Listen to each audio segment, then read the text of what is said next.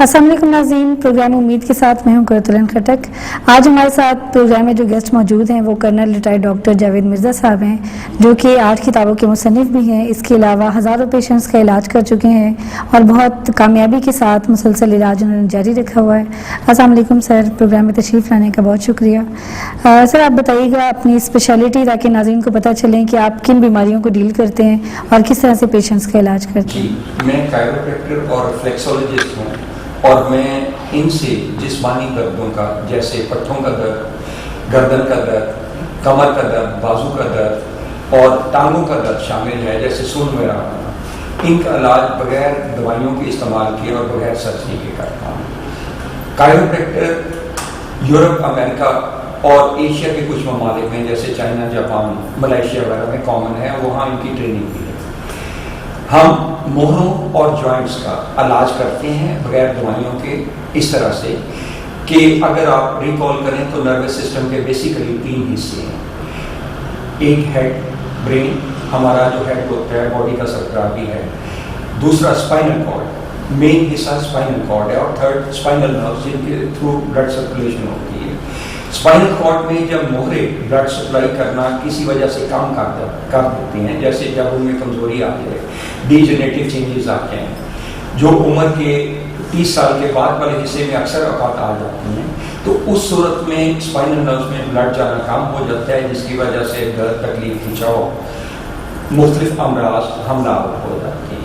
हम उन मोहरों को दुरुस्त करते हैं, रिफ्लेक्सोलॉजी से खून की गर्दिश बेहतर करते हैं, और जब मोहरे अपनी जगह पे आ जाते हैं तो दर्द, थकावट और जो तकलीफ होती है वो दूर हो जाती है। मैं उसका ज़रा सी वजाहत ये करना चाहूँगा कि जब आप उनकी जगह पे ऐसी तकलीफ में आप कोई भी पेन किलर या कोई दूसरे इलाज करते हैं, तो उससे मुकम्मल अफाका तब तक नहीं हो सकता जब तक मोहरे या वर्टेब्रास अपनी जगह पे नहीं है। तो ये आप जिस तरीके इलाज के बारे में बता रहे हैं, वो सिर्फ हड्डियों के या पट्ठों के इलाज के लिए, या इसके अलावा भी जो जिस्म में मुख्तलिफ बीमारियाँ उसके लिए भी? बॉडी में जितनी ब्लड सर्कुलेशन है वो स्पाइनल कॉर्ड, स्पाइनल नर्व्स के जरिए होती है, तो इसलिए जब उसमें फ़र्क आएगा तो मुख्तलिफ अमराज हमलावर होंगे। मैं मैडम ज़रा सी और वजाहत कर दूँगा, इसके अलावा NLP और हिप्नोटिस्ट भी हैं। NLP एक्सपर्ट, NLP डील करती है सबकॉन्शियस माइंड के साथ, इमेजेस जो आते हैं जहाँ से ख्यालात तमाम तक पैदा होते हैं। और मैं जहनी अमराज का भी, जैसे डिप्रेशन, एंग्जाइटी, स्ट्रेस, डर, खौफ, जैसे कि किसी को हाइट फोबिया होता है, किसी को चिपकियों का डर होता है, किसी को पानी से डर लगता है, पानी में जाने से डर लगता है, तो इन चीज़ों का भी बगैर अद्वियात के इलाज करते हैं। डिप्रेशन और फोबिया का आप कैसे इलाज करते हैं इसके साथ? इसका इन्हिसार सबकॉन्शियस माइंड पे है। हमारे जितने ख्यालात आते हैं वो सबकॉन्शियस से आते हैं, और सबकॉन्शियस में तमाम तर इमेजेस जो बचपन में आते हैं, जैसे लॉ ऑफ साइट के मुताबिक आपने कुछ देखा या आपके साथ कुछ वाक़या हुआ या माजी में कुछ बीत गया, ये तमाम तर सबकॉन्शियस माइंड में मौजूद हैं, और तमाम ख्यालात वहाँ से आते हैं। और ख्यालात उस वक्त तक आते रहते हैं जब तक उनकी बुनियाद सबकॉन्शियस माइंड में मौजूद होती है। मसलन वो negative images, for example depression का कॉज ये है कि वो मनफी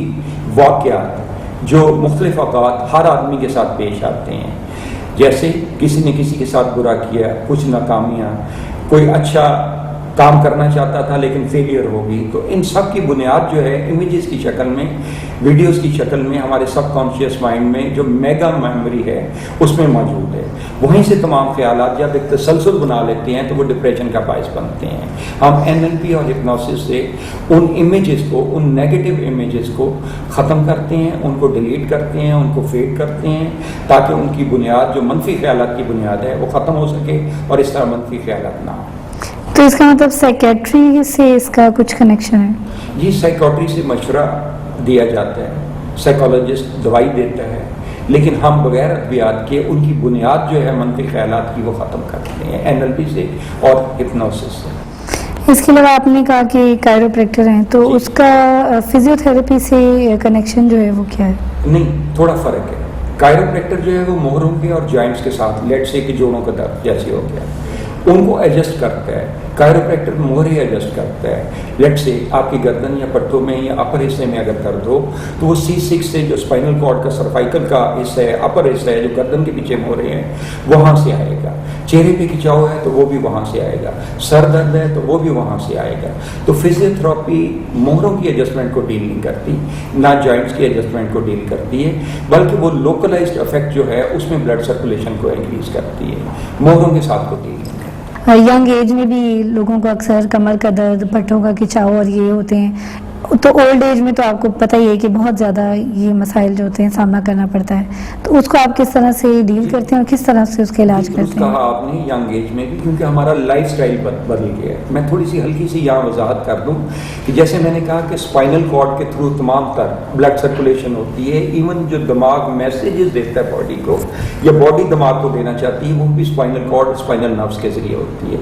हड्डियाँ हमारी 7 चीज़ों से बनी हैं: calcium, vitamin D, magnesium, phosphorus, silicon, copper और फ्लोराइड। आजकल जो आपका पहला सवाल, जो पहले सवाल का पहला हिस्सा था कि जैसे यंग एज में लोग इन चीज़ों का शिकार हो जाते हैं क्योंकि हमारा लाइफस्टाइल बदल रहा है। हम धूप में जाना पसंद नहीं करते, एसी में रहना पसंद करते हैं, आउटडोर गेम्स नहीं लेते। विटामिन डी सबसे ज़्यादा धूप में होती है। इसी तरह हमारी जितनी चीज़ें आपको हमें मिल रही हैं, जितनी प्रोटीन्स हम ले रहे हैं, जितना खाना पीने की चीज़ें ले रहे हैं, उनमें मिलावट शामिल हो गई है, पोल्यूशन शामिल हो गई है। लेट से कभी आपको दूध खालिस बहुत कम लोगों को मुयस्सर है। इसी तरह जब दूध से कैल्शियम नहीं मिलेगी और उसकी जगह दूसरी चीज़ें पोल्यूशन ले लेगी, तो इस तरह हड्डियाँ तो हमारी ना धूप मिलेगी, ना विटामिन डी मिलेगी, ना कैल्शियम दूध से मिलेगा। और इसी तरह जैसे मैंने जो 5 चीज़ें की हैं, उन सब में भी जब मिलावट शामिल हो गई है तो अमराज जल्द आने लगते हैं। हम आजकल के लाइफस्टाइल के मुताबिक ज़्यादातर इंडोर गेम्स बच्चे पसंद करते हैं। फॉर एग्जांपल कंप्यूटर पे हो गया, मोबाइल पे हो गया, और बहुत कम लोग ऐसे हैं जो आउटडोर जाके ग्राउंड में खेलना पसंद करते हैं। जब ग्राउंड में नहीं जाएंगे तो विटामिन डी कैसे लेंगे? सबसे बड़ा सोर्स इसका सूरज की छाएं होती हैं। आजकल इसी वजह से जोड़ों का दर्द बहुत बढ़ गया है। जैसे जैसे एजिंग प्रोसेस में आप आते हैं, फॉर एग्जांपल ये सब चीज़ें आप खुराक से लेते हैं और बॉडी खर्च करती है। जैसे ही आप 30 क्रॉस करते हैं, और लेडीज़ के केसेस में स्पेशली जब वो ज़चगी से गुजरती हैं, तो इन सब चीज़ों की कमी होना शुरू हो जाती है। अगर आप रिकूप नहीं करेंगे तो फिर प्रॉब्लम आ जाएंगे। पट्ठों में फॉर एग्जांपल अगर ब्लड नहीं जाएगा तो क्या होगा? पट्टे सख्त हो जाएंगे, दर्द करने लगेंगे, खिंचाव का शिकार हो जाएंगे। इसी तरह हमारे जोड़ों में अगर calcium, vitamin D, magnesium, phosphorus वगैरह नहीं जाएगी तो वो हमारी जो जॉइंट्स हैं, लेट से घुटनों के दर्दों का बेशुमार लोग इन मर्जों का शिकार है। तो उसमें क्या होता है? गैप आ जाता है। गैप हो जाता है कम ब्लड जाने से। इसके पीछे आप किसी भी घर के किसी फर्द के जिसको जोड़ों के दर्द हो, आप उसके घुटनों के नीचे हाथ लगाएंगे तो इन्फ्लेमेशन उसको पाएंगे, यानी उनकी वेन्स फूली होंगी। क्यों फूली होंगी? कि जहाँ पे ब्लड पूरा नहीं जाएगा वहाँ पे इन्फ्लेमेशन आएगी, फूल जाएंगी वेन्स, उनमें ब्लड सर्कुलेशन कम हो जाएगी। इसी तरह ओल्ड एज में जो लोग शिकार होते हैं घुटनों के दर्द का, एक्चुअली घुटनों के दरमियान में एक गैप होता है जो अल्लाह ताला ने फ्लेक्सिबिलिटी के लिए पैदा किया है। फॉर एग्जांपल मैं अगर ये घुटना मूव कर रहा हूँ तो मैं उस गैप की बदौलत, जिसमें फ्लूइड है, उस गैप की बदौलत एडजस्टमेंट ये कर पा रहा हूँ कि इसको नज़दीक भी कर रहा हूँ, इसको दूर भी कर रहा हूँ। लेकिन आहिस्ता आहिस्ता जैसे हम एजिंग प्रोसेस में जाते हैं वो गैप तंग होने लग जाता है, झुक जाती है, कॉर्टेज वीक हो जाता है, गैप बन जाता है, जिससे कि इन्फ्लेमेशन की वजह से और रगड़ खाने की वजह से हड्डी कमज़ोर हो जाती है और दर्द तकलीफ का बाइस। तो आप विटामिन वगैरह सजेस्ट करते हैं या आप उसके बगैर इलाज मेरा करते हैं? इलाज, क्योंकि जब ओल्ड एज आती है तो उसमें बहुत ज़रूरत होती है कैल्शियम, विटामिन और इस तरह की, अक्सर जो है डॉक्टर्स भी रिकमेंड करते हैं और खाते भी हैं इस एज में आकर। दुरुस्त है। मैं जिस्मानी दर्दों का इलाज करता हूँ, जहाँ तक मेरा इलाज का तल्लक है it is completely medicine free, इसमें कोई मेडिसिन नहीं है। हाँ, सब्सिक्वेंटली हम उनको एडवाइस ज़रूर करते हैं कि अगर आपने न्यूट्रिशन लेनी हो तो किसी फिजिशियन के पास जाएं या न्यूट्रिशन एक्सपर्ट के पास जाएं। जहाँ तक हमारा काम है हम पेन को दूर करते हैं। डॉक्टर साहब ये बताइएगा कि यंग एज में कोई चोट लग जाती है या कोई बीमारी होती है या जिस्मानी दर्द होती है, उसका इलाज अगर करवा भी लिया जाता है तो अक्सर वो ओल्ड एज में दोबारा वो बीमारी स्टार्ट हो जाती है, उसके बारे में क्या? ये ज़रूरी नहीं है। लेकिन लेट से कि अगर यंग एज में प्रॉब्लम आया है तो किसी चीज़ की कमी की वजह से आया है और पट्टों में ब्लड सर्कुलेशन कम होने से आया है। ब्लड सर्कुलेशन अगर बहाल कर दी जाएगी और वो प्रॉपर न्यूट्रिशन लेगा या डाइट लेगा तो उसके बाद उसको दोबारा नहीं आएगी। अगर किसी को जेनेटिकली भी प्रॉब्लम है, फॉर एग्जांपल जेनेटिकली किसी में हार्ट प्रॉब्लम है, किसी में घुटनों का दर्द का प्रॉब्लम है, किसी में कमर दर्द का प्रॉब्लम है, तो वो अगर उसको काउंटर कर लेगा। बाहर के ममालिक में मैं यहाँ एक और चीज़ मेंशन करना चाहूँ कि हर महीने कायरोप्रैक्टर के पास जाया जाता है, यूरोप अमेरिका में ख़ास तौर पे। मेरे पास यहाँ भी कुछ पेशेंट हैं जो हर महीने मेरे पास अपनी अलाइनमेंट कराने आते हैं स्पाइनल कॉर्ड की। अलाइनमेंट की क्यों ज़रूरत है, मैं उसके सादा सा मिसाल यूँ देना चाहूँगा कि अगर गाड़ी चलती है तो आप अगर गाड़ी रखती हैं तो आप अलाइनमेंट कराने की उसके वर्कशॉप जाती होंगी ना, उसकी अलाइनमेंट की क्या ज़रूरत है। और आपका जिसका बॉडी जो 24 घंटे चलता रहता है, इसकी अलाइनमेंट की क्यों ज़रूरत नहीं है। और इसकी चूँकि ब्लड सर्कुलेशन नर्वस सिस्टम का मेन हिस्सा स्पाइनल कॉर्ड है, तो इसलिए उसकी अलाइनमेंट भी ज़रूरी है। और बाहर के ममालिक में हर महीने कायरोप्रैक्टर के पास जाया जाता है ताकि अलाइनमेंट जो सबलक्सेशन आ जाए, जो उसमें मूवमेंट आ जाए, जो ब्लड सर्कुलेशन कम हो जाए, उसको बहाल किया जा सके। ठीक है डॉक्टर साहब, ये बताइएगा कि शुगर जैसे अमराज जो कि एक ब्लड में होते हैं, उसका नरों के साथ क्या ताल्लुक। आप ये कहते हैं कि शुगर का भी आप इलाज करते हैं, तो वो आप किस तरह करते हैं। जी मैडम, मैं उसमें गुजारिश करूंगा कि जैसे मैंने पहले अर्ज किया कि हमारी तमाम तब ब्लड सर्कुलेशन का इन्हिसार मोहरों में, यहाँ से स्पाइनल नर्व्स के जरिए, स्पाइनल कॉर्ड से स्पाइनल नर्व्स के जरिए ब्लड जाता है। इसी तरह जैसे आपने शुगर की बात की, फॉर एग्जांपल पेंक्रियाज या लबलबे को जो ब्लड जाता है वो थोरेसिक से जाता है, T7 से जाता है। वहाँ पे इनिशियली जैसे अगर किसी को टांग का दर्द आया तो L4-5 में प्रॉब्लम आया, L5-S1 से टांग में जो टांग में नब्ज जा रही है S1, उसमें खून जाना कम हो गया। इसी तरह जब थोरेसिक यानी स्पाइनल कॉर्ड के ये दरमियान वाले हिस्से से ब्लड कम जाएगा लबलबे में या पेंक्रियाज में, जब वहाँ पे फ़र्क आ जाएगा तो उससे ये होगा कि उसकी इनपुट, उसकी खुराक जो लबलबे की है वो तो खून है, लेकिन उसकी आउटपुट जो है, जो काम वो उसका है वो इंसुलिन पैदा करना है। जब उसको खुराक कम मिलेगी तो वो इंसुलिन पैदा करना काम शुरू कर देगा। आप अगर उसको दुरुस्त करने के बजाय, बुनियाद दुरुस्त करने के बजाय, कमर का वो हिस्सा दुरुस्त करने के बजाय जहाँ से उसकी ब्लड सर्कुलेशन बहाल हो, अगर आप उसको ब्लड नहीं देते या उसको बहाल नहीं करते और इसको इंसुलिन बाहर से देना शुरू करते हैं तो आहिस्ता आहिस्ता वो इररेलेवेंट हो जाता है। और अगर आप जब इंसुलिन लगातार बाहर से देना शुरू करेंगे तो फिर ये सबब बनता है जिससे पेंक्रियाज इनएक्टिवेट हो जाते हैं, कमज़ोर हो जाते हैं और कुछ केसेस में उनकी ब्लड मुकम्मल तौर पर ना मिलने से बिल्कुल नाकारा भी होता है। नाज़रीन, यहाँ पर एक छोटा सा ब्रेक लेते हैं। ब्रेक से वापस आकर देखते हैं कि डॉक्टर साहब अपने पेशेंट्स का किस तरह से इलाज करते हैं और थोड़ा सा उनके पेशेंट्स से मिलेंगे कि उनको कितना फ़ायदा हासिल हुआ है।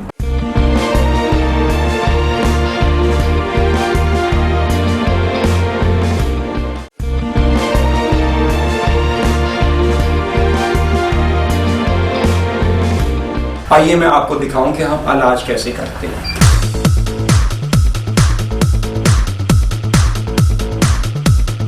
माँ जी, आप कब से यहाँ पर आई हुई हैं और क्या प्रॉब्लम क्या थी आपको। मैं कल आई इस्लामाबाद से। अच्छा, और क्या तकलीफ क्या थी आपको। बस यही बहुत शाइटिक का मुझे तकलीफ थी, कमर में, टांगों में बहुत सख्त शदीद दर्द था। तो यहाँ का आपको किसने बताया था। मेरी बेटी डॉक्टर है रियाद में, मगर वो तो वैसी फिजिशियन डॉक्टर है, उसको भी यही तकलीफ थी, फिर उसने बहरीन जाके इलाज करवाई अपना, यही चीज़। तो आपने नेट पर देखा था और वहाँ। हाँ, मुझे उसने मैं पूरा इनका इंटरव्यू भेजा था।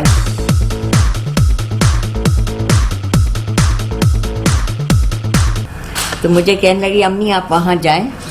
मैंने कहा मैं बहरीन तो नहीं आ सकती ना इस्लामाबाद से, तो कहने लगी आप यहाँ चले जाएं लाहौर और इनसे ट्रीटमेंट कराएं। और यकीन जाने मैं जब से कल से आई हूँ, कल किया है उन्होंने, आज किया है, मुझे बहुत आराम। मैं रात को इतना आराम से सोई, वरना मैं करवट बदलने में भी मुझे बहुत तकलीफ होती थी, करवट नहीं बदल सकती थी और खड़ी नहीं हो सकती हूँ, चल नहीं सकती हूँ, बहुत तकलीफ थी। अभी मुझे 2 सेशन में बहुत आराम आया माशाल्लाह। चलिए ठीक है। डॉक्टर साहब, कितना टाइम पीरियड होता है इलाज का। देखिए, ये तो तकलीफ पे डिपेंड करेगा कि मोरों में कितनी कंप्रेशन है। एक्चुअली नर्व जो है कंप्रेशन में चली जाती है, मोरे स्लिप करते हैं, डिस्क स्लिप करती है, जिसकी वजह से उसमें कंप्रेशन आ जाती है नर्व में और वो ब्लड सप्लाई नहीं कर पाते। लेट्स से कि आप लेटे हुए हैं तो कम ब्लड सप्लाई की ज़रूरत है टांगों को, आप खड़े हैं तो उससे ज़्यादा ब्लड सप्लाई की ज़रूरत है, चल रहे हैं या भाग रहे हैं तो उससे ज़्यादा ब्लड सप्लाई की ज़रूरत है। हर पेशेंट डिफ़र करता है कि उसको किस कदर ट्रीटमेंट की ज़रूरत है। इनके केस में चूँकि ओल्ड एज में भी हैं और ओल्ड एज में रिकवरी ज़रा स्लो होती है, इनको बेसिक जो उनकी कंप्रेशन है वो तो दूर की जा चुकी है, उनका अभी बहुत बेहतर वो महसूस कर रही हैं, लेकिन इनको फिर भी चंद दिन लगेंगे कि ये मुकम्मल तौर पे अपने आप को बेहतर महसूस करें, ठीक महसूस करें, दुरुस्त तौर पे चल फिर सकें। अभी भी चल फिर सकती हैं लेकिन और बेहतर हो जाएंगे। लेकिन आपका क्या तरीका इलाज क्या है? तरीका इलाज ये है मैडम कि मैं कायरोप्रैक्टर हूँ। बुनियादी तौर पे हम मोरों की एडजस्टमेंट करते हैं और जॉइंट्स की एडजस्टमेंट करते हैं। लेट्स से ब्लड सर्कुलेशन जितनी की जितनी है वो स्पाइनल कॉर्ड के थ्रू होती है। इफ़ यू रिकॉल तो नर्वस सिस्टम के 3 हिस्से हैं, बेसिकली माइंड, हेड है, बॉस है पूरी बॉडी का, स्पाइनल कॉर्ड है जहाँ से तमाम तर जितने बॉडी को ब्लड सर्कुलेशन है वो स्पाइनल कॉर्ड से होती है, और स्पाइनल नर्व्स हैं, हराम मगज के आसाब, जिनके ज़रिए पूरी बॉडी में ब्लड जाता है। आप जो कुछ भी खाते पीते हैं, लेट से कोई खुराक आप लेते हैं तो फाइनली वो कन्वर्ट तो ब्लड में हो जाती है ना, तो जहाँ पे ब्लड पहुँचेगा वहाँ पे ताकत जाएगी, काम कर सकेगा। तो माइंड हार्ट के रास्ते स्पाइनल कॉर्ड के थ्रू स्पाइनल नर्व्स के ज़रिए वो कंट्रोल करता है ब्लड सर्कुलेशन को। जब मोहरे स्लिप हो जाते हैं, डिस्क स्लिप हो जाती है, मोहरे कंप्रेशन कर देते हैं स्पाइनल नर्व्स को, जैसे इनके केस में S1, L5, S1 कंप्रेस है, तो उस सूरत में पूरा ब्लड नहीं जा पाएगा टांगों में, जिसकी वजह से उनको तकलीफ महसूस होती है, दर्द महसूस होती है, खिंचाव महसूस होता है। और जब वो खड़ी होती थी, चलती थी, तो उसमें चूंकि उनको पूरा ब्लड नहीं मिलता था, इसलिए वो तकलीफ में मुब्तला थी।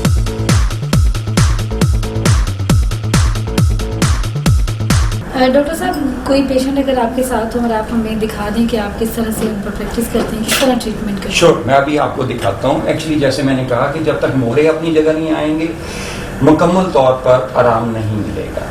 ब्लड तब तक प्रॉपर सर्कुलेट नहीं करेगा जब तक वर्टेब्रास अपनी जगह पे नहीं आएंगे। आप जितने मर्जी इलाज करें, पेन किलर दें उनको, आप कुछ भी ट्रीटमेंट करेंगे और तब तक मुकम्मल आराम नहीं मिलेगा। आइए मैं आपको दिखाता हूँ कि वर्टेब्रास जो मेन ट्रीटमेंट है कायरोप्रैक्टर का वो कैसे होता है।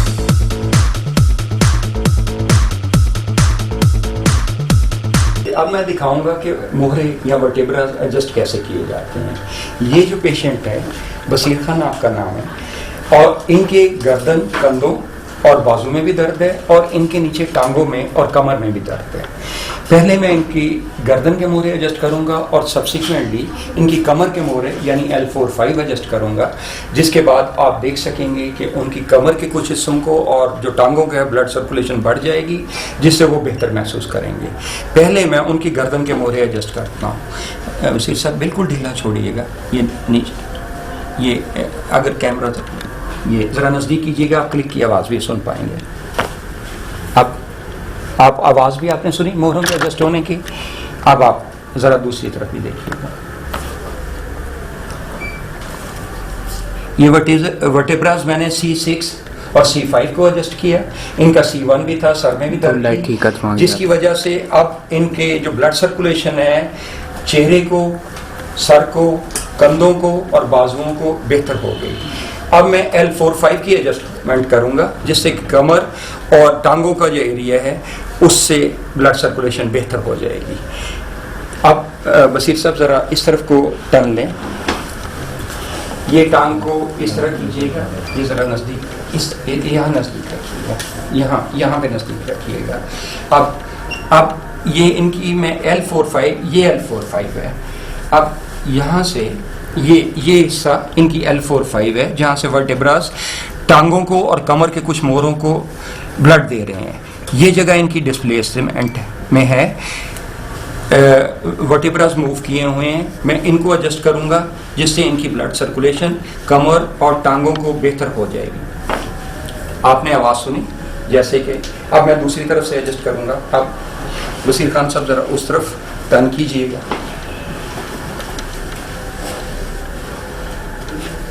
जरा सा ऐसे कीजिएगा,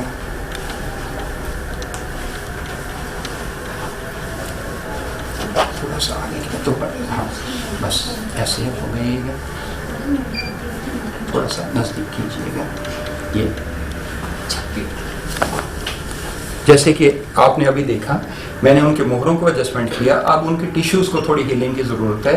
बाकी जो उनकी मेन सप्लाई है, जो ब्लड स्पाइनल कॉर्ड के ज़रिए दिमाग कंट्रोल करता है, वो बहाल हो चुकी है।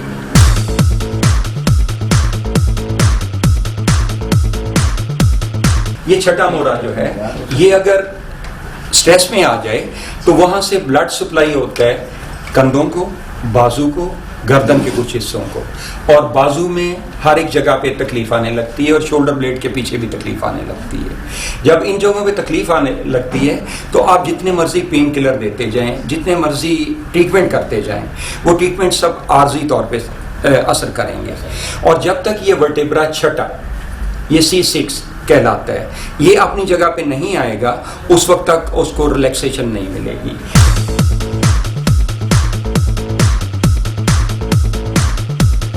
मैडम, जैसे कि मैंने C6 का एक्सप्लेन किया, इसी तरह जैसे इन्होंने और पहली जो पेशेंट थी उन्होंने आपको बताया कि टांगों में और कमर के हिस्सों में तकलीफ थी, ये L4-5 है। यहाँ से ब्लड सप्लाई होता है कमर के कुछ हिस्सों को और टांगों को। ये टांगों में L5-S1 यहाँ से शुरू होती है और एड़ी के नीचे तक जाती है, और ये बॉडी में सबसे बड़ी नर्व है। जब L4-5 में अफेक्ट आता है तो वो कुछ यूँ होता है, ये बड़ा करके दिखाई गई है, जैसे कि चार्ट पे बड़ा करके दिखाया गया, ये L4 है, ये L5 है और ये S1 नर्व है।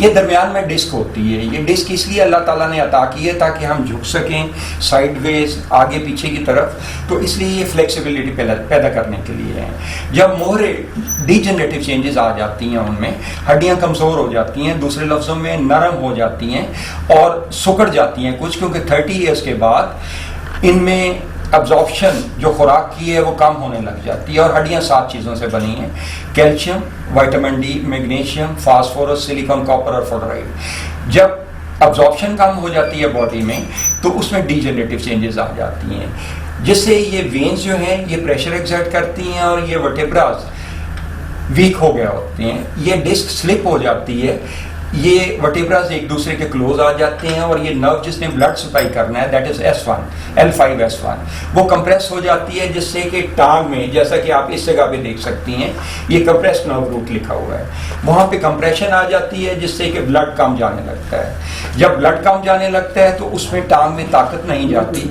वहाँ इन्फ्लेमेशन आ जाती है, तकलीफ आ जाता है, खिंचाव आ जाती है, और आपने अक्सर लोगों को लंगड़ा के चलता हुआ देखा होगा।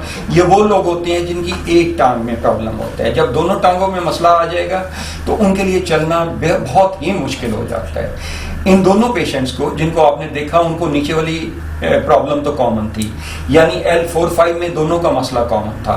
लेकिन जो सेकंड वाला पेशेंट देखा, उसके C6 में भी, जैसे मैंने प्रॉब्लम एक्सप्लेन किया, C6 में भी प्रॉब्लम था और वहाँ से भी वर्टेब्रा डिस्प्लेस था, जिससे कंधों में, गर्दन में खिंचाव आ गया था और पेन होती थी। तो आपका ये ट्रीटमेंट जो है थोड़ा बहुत फिजियोथेरेपी से मैच करता है? नो, कतई नहीं। इसलिए कि फिजियोथेरापिस्ट जो है वो वर्टेब्रा को डील नहीं करता, वर्टेब्रा को मोहरों की एडजस्टमेंट नहीं करता। और इसमें मैंने गुजारिश की कि उस वक्त तक आराम नहीं आता इन अमराज में, चाहे आप जितना मर्जी, चाहे एलोपैथिक में चले जाएं, चाहे फिजियोथेरापी में चले जाएं, कि जब तक मोहरे अपनी जगह पे नहीं आएंगे उनको परमानेंट रिलीफ नहीं मिलेगी। और कायरोप्रैक्टर, मैं बतौर कायरोप्रैक्टर ये मोहरे एडजस्ट करता हूँ, मोहरे, और इसके अलावा मैं जॉइंट्स, जो घुटनों का प्रॉब्लम है, उनको भी एडजस्ट करता हूँ। ये इलाज यूरोप, अमेरिका वगैरह में तो कॉमन है, एशिया में भी जापान, चाइना और मलेशिया वगैरह में है, एक्सेप्ट पाकिस्तान। पाकिस्तान में पहले एक सेंटर था और दूसरा जो कराची में था, और लाहौर में मैंने एस्टेब्लिश किया। तो इसके बाद यहाँ इलाज करने के बाद आप विटामिन की या कैल्शियम की कोई टैबलेट्स वगैरह रिकमेंड करते हैं? वो मेरा काम नहीं है। जो मेरा इलाज है वो मुकम्मल ड्रग फ्री और मेडिसिन फ्री ट्रीटमेंट है, ना सर्जरी है इसमें कोई, ना मेडिसिन। तो इसके अलावा आप घर जाकर जब पेशेंट चले जाते हैं यहाँ से रिलीफ लेकर, या जिस तरह से इन्होंने बताया पेशेंट ने कि वो एक हफ्ते में एक दफ़ा आते हैं, या सेशंस जो है वो कुछ दिन बाद उनका होता है, तो उसके दौरान आप उनको एक्सरसाइजेस बताते हैं कोई? जी, एक्सरसाइजेस बताते हैं, लेकिन मैं, ये तो एक केस था ना, अक्सर लोग जो लेट से लाहौर या सराउंडिंग्स में होंगे वो लगातार इलाज कराते हैं और ये डिपेंड करेगा कि उनको तकलीफ कितनी है। कई पेशेंट ऐसे हैं जो सिर्फ एक दफ़ा की एडजस्टमेंट उनके लिए काफ़ी होती है।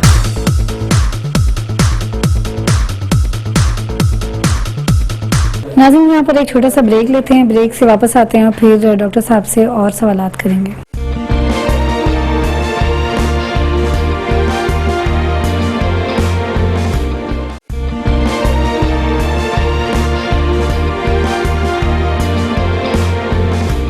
वेलकम बैक नाजरीन। आपने देखा डॉक्टर साहब किस तरह से पेशेंट्स को ट्रीट कर रहे थे और काफ़ी दूर से पेशेंट्स जो हैं वो डॉक्टर साहब के पास आते हैं। डॉक्टर साहब बताइएगा कि ज़्यादातर किन अमराज से रिलेटेड जो हैं वो पेशेंट्स आपके पास आते हैं?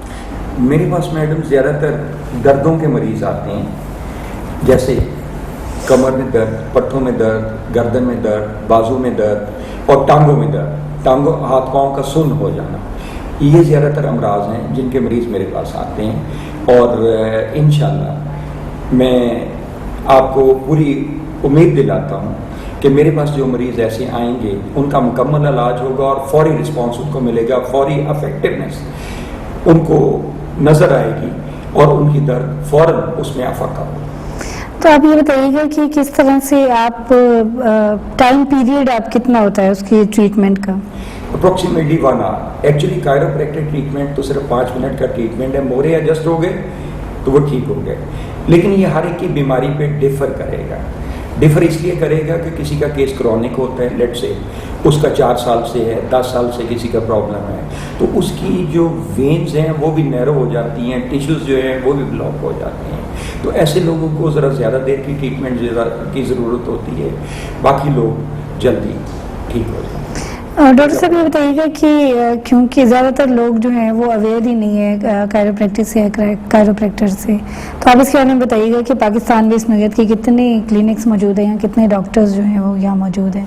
आपने दुरुस्त कहा कि पाकिस्तान में ज़्यादातर लोग अवेयर नहीं हैं। एक्चुअली एक क्लिनिक कराची में है जो वहाँ पे पहले शुरू हुआ था और लाहौर में मैंने शुरू किया है, लेकिन उसमें गुजारिश ये करूँगा कि यूरोप, अमेरिका और एशिया के कई ममालिक में ये कॉमन ट्रीटमेंट है और ये बहुत ज़्यादा मरीज़ हर महीने, जैसा कि मैंने गुजारिश की कि हर महीने जाते हैं अपना चेकअप कराने और अलाइनमेंट कराते हैं और प्रॉपर उनका इलाज होता है। यूरोप, अमेरिका में इसको तरजीह दी जाती है, लेकिन यहाँ पे चूँकि ऐसे हजरात ज़्यादातर नहीं हैं जिन्होंने ट्रेनिंग तो वहाँ से ली, क्योंकि यहाँ कोई ट्रेनिंग का अदारा नहीं है इसका।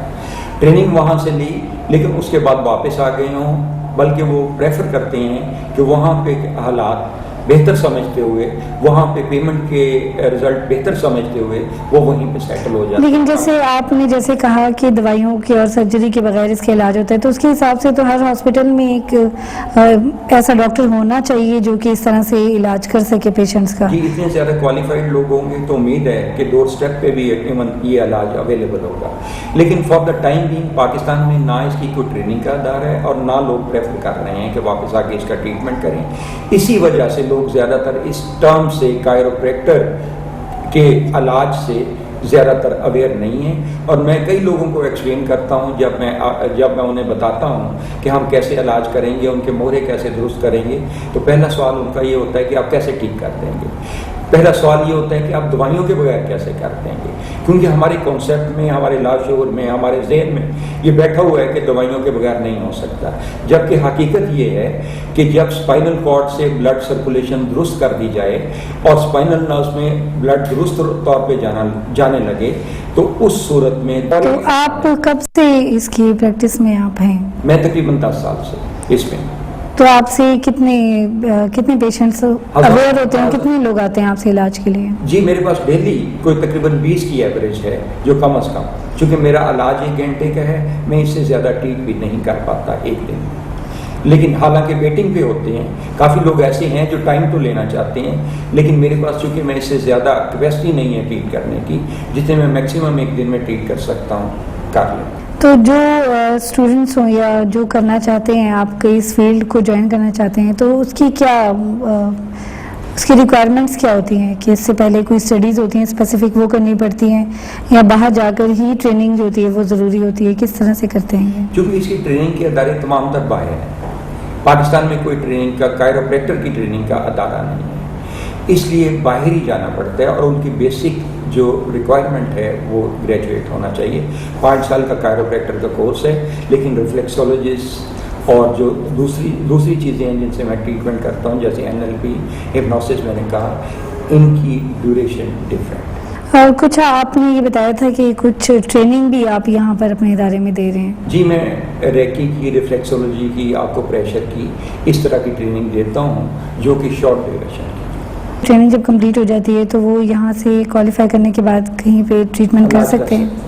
बिल्कुल आज ये मसाजर आपने रखे हुए हैं डिफरेंट किस्म के, तो इसके ऊपर ही इलाज किया जाता है या वो आप जिस तरह से आप मोहरों को ठीक करते हैं, आपने जैसे एडजस्टमेंट की एक पेशेंट की, इस तरह से वो भी प्रैक्टिस करके तो उनको ठीक कर सकते हैं? आपको प्रेशर की ट्रेनिंग की, आपको प्रेशर की मैं ट्रेनिंग देता हूँ। रिफ्लेक्सोलॉजी में भी कुछ पॉइंट्स पे, बॉडी में भी पॉइंट्स होते हैं, पाँव के नीचे भी पॉइंट्स होते हैं, हाथों में भी पॉइंट होते हैं। लेट से आपके सर दर्द अगर हो और आप यहाँ से पंप करें तो वो फौरी तौर पे आपके सर की दर्द दूर हो जाएगी। यहाँ आप टेम्पल्स पे, यहाँ पे जो आंखों की कोने पर डिप बनती है वहाँ से करें तो हो जाती है। अगर आप पिछले हिस्से में सर दर्द हो रही हो, यहाँ पे जहाँ से आपका गर्दन सर को मिलता है, सर की हड्डी को मिलता है, वहाँ से प्रेस करें तो वो उन चीज़ों को प्रेस करने के लिए, वहाँ पे ट्रीटमेंट देने के लिए कुछ चीज़ें, एक्स्ट्रा चीज़ें। अच्छा डॉक्टर साहब, आप 10 साल से इसकी प्रैक्टिस कर रहे हैं, तो आप ये बताइएगा कि जो मरीज शुरू में आपसे इलाज करवा चुके हैं, क्या ऐसा कभी हुआ है कि वो दोबारा उसी बीमारी के इलाज के लिए आपके पास आए? बहुत कम है, यानी कि एक कामयाब प्रैक्टिस है और कामयाब इलाज करते हैं। और फौरी तौर पे इसके इफेक्ट्स आते हैं, फौरी तौर पे उनको अफाका मिलता है, पेन से अफाका मिलता है उनको फौरी तौर पे। तो ये ज़रा आप लोगों की अवेयरनेस के लिए ज़रा लोगों को बता दें कि वो किस तरह से फ़ायदा हासिल भी कर सकते हैं, और दूसरी बात कि कितनी ऐसे पेशेंट्स हैं जो कि अगर अफोर्ड नहीं कर सकते, क्योंकि ज़्यादातर आबादी जो है वो इतना ज़्यादा अफोर्ड नहीं कर सकती और बहुत सारी बीमारियों में वो मुब्तला होती हैं, तो उनका आप किस तरह से ट्रीटमेंट करते हैं? जी मैडम, मैं एक तो मेरी फ़ीस इतनी ज़्यादा नहीं है, 2000 और 3000 के दरमियान है, मतलब लेट से, और वो भी मैं ऐसे लोगों से लेता हूँ जो अफोर्ड कर सकें, जिनकी अफोर्डेबिलिटी हो, मैं उनसे लेता हूँ। और जो ऐसे लोग हैं जो अफोर्ड नहीं कर सकते या कम अफोर्ड कर सकते हैं, मैं उनकी हैसियत के मुताबिक उनको प्रॉपर ट्रीटमेंट देता हूँ। ऐसे लोग भी बेशुमार मेरे पास आते हैं जो अफोर्ड ही नहीं कर सकते, मैं उनसे चार्ज नहीं करता। डॉक्टर साहब, ये बताइए कि आजकल तो यूथ में भी डिप्रेशन जो है वो बहुत ज़्यादा पाई जाती है, तो इसकी क्या वजूहत है? एक तो उसका इलाज करना तो एक अलग चीज़ है, तो उसके कॉज के बारे में हमें बताइए। जी, एम्बिशियसनेस बहुत बढ़ गई है। एक्चुअली सब ख्यालात, जैसे मैंने पहले गुजारिश की, कि दिमाग से आते हैं, सबकॉन्शियस से आते हैं, दिमाग के उस हिस्से से आते हैं जहाँ मेमोरीज पर हैं।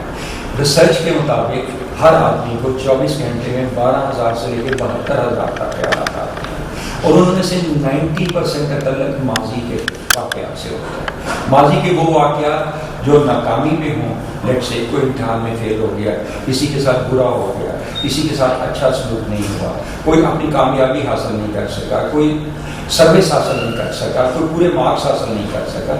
जब वो एक हसास लोगों में, खासतौर पे हसास लोगों में एक तसलसल बना लेते हैं, तो उस सूरत में डिप्रेशन वाक़या हो जाती है। जिस हद तक उम्मीद की जाती है या जिस हद तक वो एक्सपेक्ट करता है, तो उस सूरत में डिप्रेशन जब आ जाएगी और वो नेगेटिव वाक़यात, मनफी ख्यालात, मनफी वाक़यात एक तसलसल बना लेंगे, तो फिर वो डिप्रेशन के मरीज बनते हैं। तो इस तरह यूथ जो है उसमें अगर ये तो फिर ऐसे हुआ जिस तरह से बाहर के मुल्कों में, बैरून मुल्क में ज़्यादातर साइकेट्रिस्ट के पास वो डेली विजिट करते हैं, मंथली करते हैं या बाई वीकली करते हैं, तो इस तरह से पाकिस्तान में भी ऐसा होना चाहिए कि वो विजिट करते रहें, क्योंकि पहले ये चीज़ें नहीं थी। जितना सोशल मीडिया का ये इस्तेमाल ज़्यादा हो गया इंटरनेट का, तो यूथ में ये चीज़ें ज़्यादा पाई जाती हैं। मैडम, हम यहाँ के हालात को बाहर के मुल्कों के हालात से नहीं कंपेयर, मैं सजेस्ट करूँगा कि ना कंपेयर करें। वो वेलफेयर स्टेट्स हैं, यहाँ तो जॉबलेस पीपल जगह जगह फिर रहे हैं, ना स्टेट उनको कोई तवज्जो देती है और ना उनको जॉब्स मिलती हैं। जबकि बाहर अगर कोई ऐसे लोग हैं, ऐसे बच्चे हैं या बड़े हैं, उनको अगर जॉब्स नहीं मिलती तो स्टेट उनको लुक आफ्टर करती है, क्योंकि वो वेलफेयर स्टेट्स हैं। यहाँ इतनी ज़्यादा बेरोज़गारी है, इतनी ज़्यादा बेरोज़गारी है कि वो ख्यालात लोगों को डिप्रेशन में होते हैं। डॉक्टर साहब ये बताइएगा कि आजकल जो है मोटापा बहुत ज़्यादा देखने में आ रहा है, मोटापे का शिकार होते हैं लोग और बहुत ज़्यादा कोई डाइट फॉलो करता है, कोई बिल्कुल खाना छोड़ देता है, तो इसकी क्या आप इसका इलाज भी बताइए और इससे बचने के तरीक़ाकार भी बताइए। देखिए मैडम, पहले तो देखने की ये ज़रूरत है कि मोटापा हुआ क्यों। फॉर एग्जाम्पल इसकी चंद एक वजूहात है, जब आप उनको रेक्टिफाई करेंगी तो ऑटोमेटिकल आपको सोल्यूशन मिल जाएगा। फॉर एग्जाम्पल न्यूट्रिशनल इम्बैलेंस, जो आप खाते हैं और जो आप खर्च करते हैं रोज़ाना। फॉर एग्जांपल आप बैठ के काम करती हैं, कोई भाग के काम करता है, तो अगर आप इतनी ज़्यादा खुराक ले लेते हैं, जैसे कि आप स्पेशली लाहौर में अगर रहती हैं, सुबह से शुरू होते हैं पूरी हलवा हरी से सारा कुछ खाना और उतनी एक्सरसाइज आप नहीं करेंगी तो न्यूट्रिशनल इम्बैलेंस हो जाएगा। बाकी खुराक जितनी कैलोरीज लेंगे, अगर उतनी कैलोरीज निकालेंगे नहीं तो बाकी कैलोरीज कहाँ जाएंगी? मोटापे की तरफ जाएंगी ना। सेकंड में भी फिजिकल इम्बैलेंस, फर्ज करें कि किसी का हाजमा ख़राब है, किसी का पेट ख़राब है, किसी को उसको रास्ते पे प्रॉपर हाजमा जा ही नहीं रहा, किसी को शुगर है, कोई ब्लड प्रेशर का मरीज़ है, तो वो प्रॉपर रास्ते पे खुराक नहीं जा रही जहाँ के उसको जाना चाहिए, तो फिर अगेन मोटापे की तरफ जाएगा। थर्ड में भी किसी का साइकोलॉजिकल और इमोशनल इम्बैलेंस हो, वो ज़हनी तौर पर उस तरफ तवज्जो नहीं दे पा रहा कि मुझे कैसा रहना है, वो भी एक स्वभाव बनता है। फिर जेनेटिकली कुछ प्रॉब्लम्स होते हैं जिसकी वजह से मोटापा कुछ फैमिलियों में पाया जाता है। जब बड़े मोटे थे और छोटे वाले परवाह नहीं करेंगे, उसको काउंटर नहीं करेंगे, एक्सरसाइज नहीं करेंगे, भागे दौड़ेंगे नहीं, कैलोरीज ज़्यादा लेंगे तो मोटापा आएगा। तो बेसिकली सबसे वजह दूर करने की डाइटिंग में नहीं, वो वजह दूर करने की है जो मोटापे का बायस बने। फिर उसके बाद अगर आप डाइटिंग करेंगे तो फिर तो आप कमज़ोरी की तरफ जाएंगे, जबकि ज़रूरत है कि एक्सरसाइज करें, मसल्स को स्ट्रॉन्ग करें, कैलोरीज को बर्न करें, उन बर्न करें जितनी आप कैलोरीज लेते हैं। आप जब भाग दौड़ एक्सरसाइज करेंगे, गेमें खेलेंगे, तो उस सूरत में मोटापा खुद ब खुद दूर। इसके साथ आप डॉक्टर साहब ये बताइएगा कि मोटापे को अक्सर ना सेहतमंदी समझा जाता है, तो मोटापा तो दरअसल सेहतमंदी तो नहीं होती, ये तो बीमारी है। मोटापा सेहतमंदी नहीं, मैं कहूँगा बीमारी है। जो ज़रूरत से ज़्यादा बंदा मोटा होता है, मैं उसमें एक हल्की सी रिसर्च का हवाला देना चाहूँ। अगर आपने बुक पढ़ी हो हेल्दी एट 100 साल तक सेहतमंद रहिए, उसमें दुनिया के मुख्तलिफ इलाकों का सर्वे देता है जहाँ पे लंबी उम्रें पाई जाती हैं, और उसमें पाकिस्तान का वाहिद इलाका हुंजा है। मैं वहाँ पे बजाते खुद रहा हूँ, कोई मोटा आदमी नहीं है। वजह उसकी कि उनका न्यूट्रिशनल इम्बैलेंस, पहाड़ों पे रहते हैं, नीचे आते हैं, फल खुराक है, अगर थोड़ी बहुत उनको पानी भी लाने की ज़रूरत पड़े तो वो भी पहाड़ से नीचे उतरेंगे और पानी लेके ऊपर चढ़ेंगे। तो ऐसी चीज़ें नहीं खा पाते जैसे पूड़ी हलवे और हरीसे की मैंने बातें की, तो वो लोग ऐसी मोटा करने वाली खुराक नहीं खाते जिसकी वजह से वो लंबी उम्रें पाते हैं। पाकिस्तान में मैं हल्का सा रिसर्च का और मज़ीद हवाला दे दूँ कि अगर आप average life expectancy in the world जाएँ तो पाकिस्तान में 64% के दरमियान में है, यूके वगैरह में 79, जापान में 80 और इस तरह के ममालिक में काफ़ी ज़्यादा है। जबकि हमसे नीचे भी कुछ लोग हैं जैसे नाइजीरिया वगैरह, वहाँ पे सिर्फ 44-45 है एवरेज लाइफ। तो एक्चुअली फ़र्क कहाँ पे आया? पॉल्यूशन में, मिलावट में, खाने की चीज़ों की मिलावट में, एक्सरसाइज में, हवा के में जो गंदगी, स्मोक, ये डस्ट जो मौजूद होती है। फ़र्ज़ करें हुंजा में है तो उसकी क्यों लाइफ बेहतर है? क्योंकि उसको साफ़ पानी मैसर है, वहाँ हवा साफ़ है, ना धुएँ है, ना मिट्टी है। तो ऐसी चीज़ें जो हैं ये तमाम मैटर करती हैं, उन लाइफ एक्सपेक्टेंसी को बढ़ाती हैं। जो जहाँ पे ये सारी चीज़ें मैसर होंगी, साफ़ हवा मैसर होगी, धुआं नहीं होगा, साफ़ चीज़ें, प्योर चीज़ें उनको मिलेंगी, पानी साफ़ मिलेगा, गंदगी के बगैर मिलेगा, एक्सरसाइज लोग करने के आदी होंगे, वहाँ पे मोटापा भी नहीं होगा और उम्र भी बेहतर हो। डॉक्टर साहब थैंक यू सो मच, आपने अपना कीमती वक्त दिया। नाज़रीन, उम्मीद है कि प्रोग्राम से आपने इस्तेफादा हासिल किया होगा। प्रोग्राम का वक्त अब ख़त्म हो चाहता है।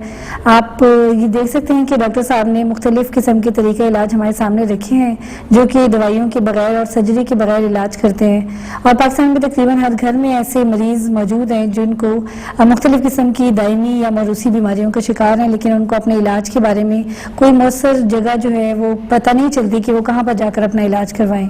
नाज़रीन, इसके साथ अपनी होस्ट को इतरान खटक को इजाज़त दीजिए। अगले प्रोग्राम में किसी और गेस्ट के साथ हाजिर होंगे, तब तक के लिए अल्लाह हाफिज़।